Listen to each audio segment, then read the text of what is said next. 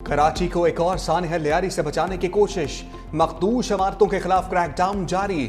51 मखदूश इमारतों में से 11 को खाली करा लिया गया। लियारी में गिरने वाली बिल्डिंग के साथ वाली इमारत का मलबा भी गिरने लगा। इमारत में खौफ की फिजा बरकरार। ली मार्केट में भी इमारत लरजने लगी। रिहायशी सामान समेट कर वहां से निकल गए। इब्तदाई तखमीने के मुताबिक मखदूश इमारतों में से 450 अफराद मुकीम हैं। जिला इंतजामिया की मदद से अब तक 6 इमारतों की तोड़फोड़ शुरू की जा चुकी है। दूसरी जानिब लियारी में 5 मंजिला इमारत गिरने से कुछ मिनट पहले की वीडियो सामने आ गई। पिलर्स के टूटने के कुछ देर बाद 5 मंजिला इमारत जमीन बोस हो गई। गैराज में मौजूद लोग बाहर भागे। इमारत में से कुछ लोग बाहर भागने में कामयाब हुए।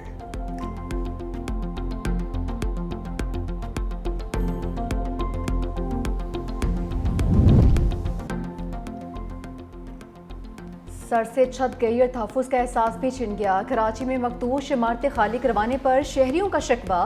कहते हैं मुतबादिल रिहाइश का कोई बंदोबस्त नहीं किया गया। शहरियों का मुतबादिल रिहाइश के बंदोबस्त का मुतालिबा।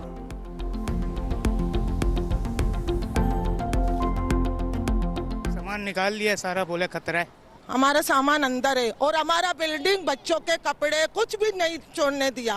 सिर्फ हम लोग अपने चादर लेकर और 5-6 दिन हम लोग को ये कपड़े हैं। हम लोग हर किसी के घर पे दर पदर है। दे रहे ना हमें, बोलते कि खतरा है, आप चले जाओ। हमें परमिशन नहीं दी जा रही है। परमिशन जाए, हमारे बच्चे दर बदर हैं, कोई कहाँ कोई कहाँ।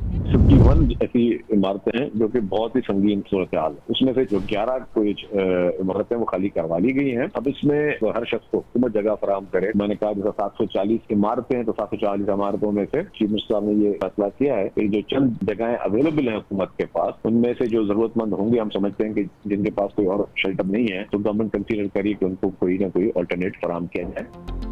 तमाम मकीनों को रिहाइश देना मुमकिन नहीं। कराची में 51 मखदूश इमारतों में से 11 को खाली करा लिया गया। सीनियर वजीर शर्जील मेमन कहते हैं कि कुछ खानदानों को आर्जी रिहाइश दे सकते हैं।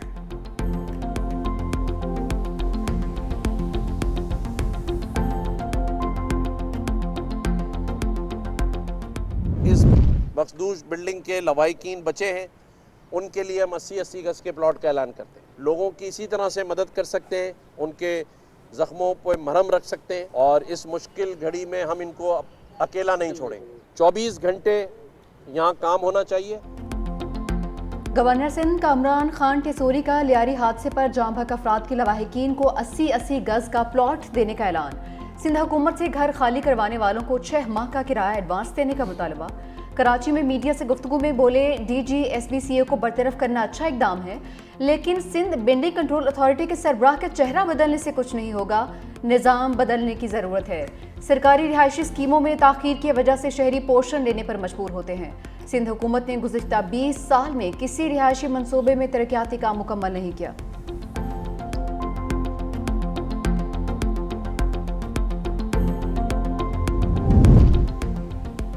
गवर्नर साहब 5 दिन बाद जैवको पर पहुंचने का शुक्रिया। तर्जमान सिंध हुकूमत सादिया जावेद का तंज, कहा इस वक्त सियासत नहीं दादरसी की जरूरत है। ऐसा कोई वादा मत कीजिएगा जो पूरा ना कर सकें। कराची के लोग मुश्किल में थे, आपको फौरी कराची आना चाहिए था। अच्छी बात है कि गवर्नर ने सिंध हुकूमत के इक़दामात को सराहा।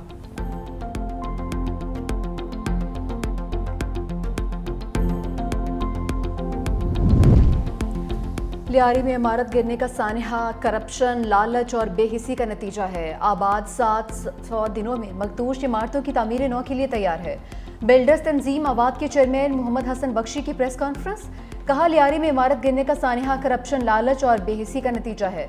सिंध हुकूमत ने आज तक कोई मौसर कानून साजी नहीं की है। सीनियर नायब चेयरमैन सैयद अफजल हमीद ने कहा कि लियारी वाक़े के मकाम पर इंतजामिया की कोई नुमाइंदगी नहीं थी। जाए हादसा पर गफलत खुलेआम नजर आई है।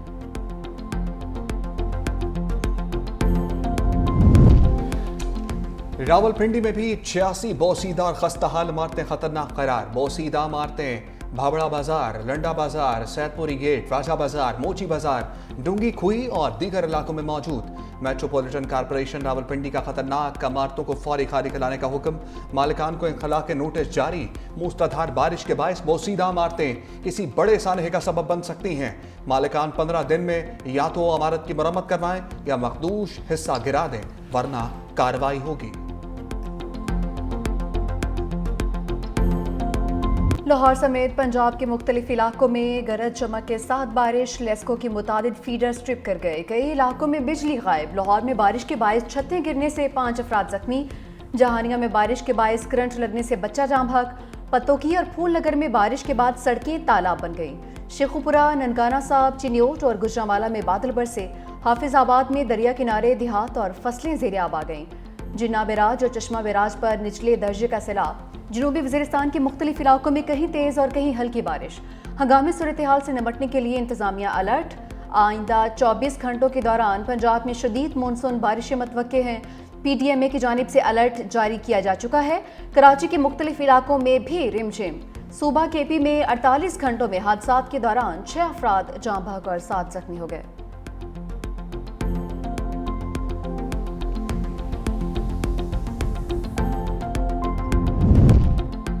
गिलगित बल्तिस्तान के मुख्तलिफ अजला में ग्लेशियर्स पिघलने से सैलाब। स्पेतला नाला निगर में सैलाब से जमीनी कटाव, फसलें तबाह। शहर कराक्रम भी ब्लॉक।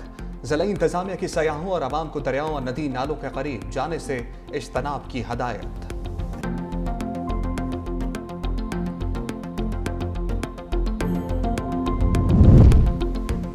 हुकूमत का चीनी पर खेल तमाशा जारी। कभी बरामद तो कभी दरामद, दोनों सूरतों में नुकसान आवाम का है। गुज़िश्ता साल वाफर ज़ख़ीरा होने पर 5 लाख टन बरामद की। अब बढ़ती कीमतों पर काबू पाने के लिए 5 लाख टन दरामद करने का फैसला कर लिया। तमाम इंतजामात भी मुकम्मल। आखिर ये कौन सी पॉलिसी है? हमेशा आवाम ही क्यों खसारे में रहते हैं? पिछले साल डीलर्स ने चीनी महंगी ना होने का यकीन दिलाया, तो इस यकीन दहानी पर अंधाधुंध एतमाद क्यों किया गया? मार्केट में इस वक्त चीनी 185 से 200 रुपए फी किलो तक फरोख्त हो रही है।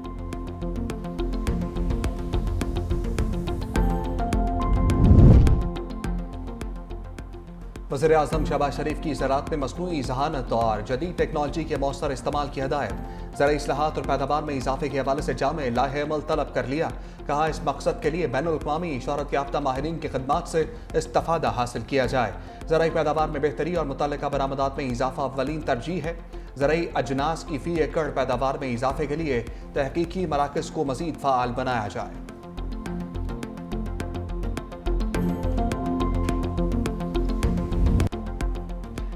बानी PTI और बुशरा बीबी के 190 मिलियन पाउंड केस की जल्द समाअत की दरख्वास्तें इस्लामाबाद हाई कोर्ट में दायर। बानी से बहनों अलीमा खान और नौरीन न्यासी की मुलाकात। अलीमा खान ने मीडिया से गुफ्तगू में कहा कि बानी ने हुकूमत मुखालिफ तहरीक के लिए 5 अगस्त की तारीख दे दी है।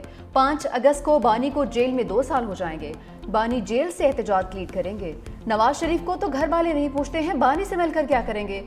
नौरीन न्यासी ने कहा कि बानी के साथ वो कुछ हो रहा है जो किसी कैदी के साथ नहीं होता है। बैरिस्टर गोहर खान, सलमान सफ्दर और ज़हीर अब्बास चौधरी की भी बानी से मुलाकात हुई।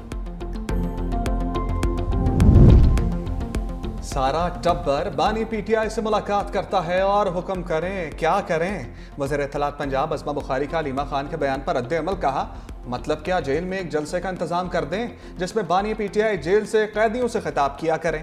पंजाब में अब कानून सबके लिए बराबर है। लाहौर ट्रैफिक पुलिस ने वज़ीर आला के बेटे का चालान करके कानून की हुक्मरानी का सबूत दिया।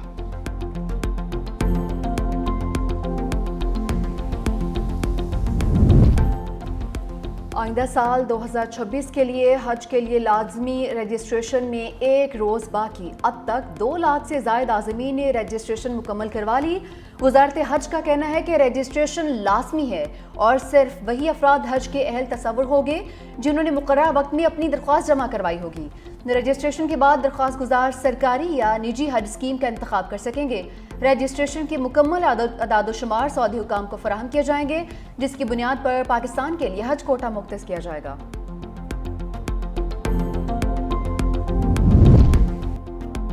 इस्राइली वज़ीर आज़म नेतन्याहू की अमरीकी सदर से मुलाकात। 2 रियासती हल से इनकार। बोले, सिर्फ उन फ़लस्तीनियों की हुकूमत चाहते हैं जिनसे इसराइल को खतरा ना हो। सिक्योरिटी की जिम्मेदारी इसराइल के पास ही रहेगी। ऐसे कोई रियासत कबूल नहीं जो इसराइल की तबाही का बाइस बने।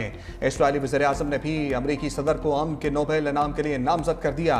ट्रंप ने कहा, ईरान मुज़ाकरात के लिए तैयार है। ईरानी एटमी तंसीबात को मुकम्मल तबाह कर दिया।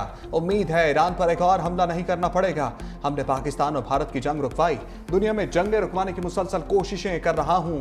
यूक्रेन जंग ना रोकने पर रूसी सदर से नाखुश हूं।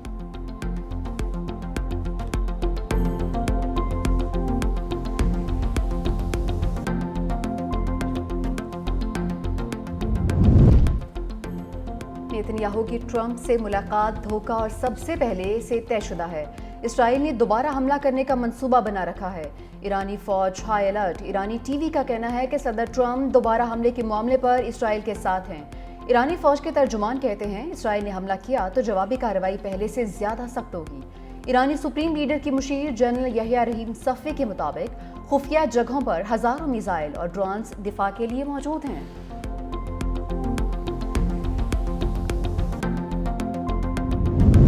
गाजा में इस्राएली बर्बरियत जारी। 24 घंटों में 49 फलस्तीनी शहीद। इमदाद लेने के लिए खड़े 8 फलस्तीनी भी शामिल। शुमाली गजा में रात गए फलस्तीनी मुजाहमतकारों का इस्राएली फौज पर हमला। 5 इस्राएली फौजी हलाक, 14 जख्मी और 1 लापता हो गया। इस्राएली मीडिया रिपोर्ट्स के मुताबिक गजा के शुमाली इलाके बैत हन्नून फलस्तीनी मुजाहमतकारों ने बख्तरबंद गाड़ी को धमाके से निशाना बनाया, जिसमें इस्राएली फौजी सवार थे। इस्राएली रेस्क्यू फोर्स के पहुंचने पर उसे भी निशाना बनाया गया।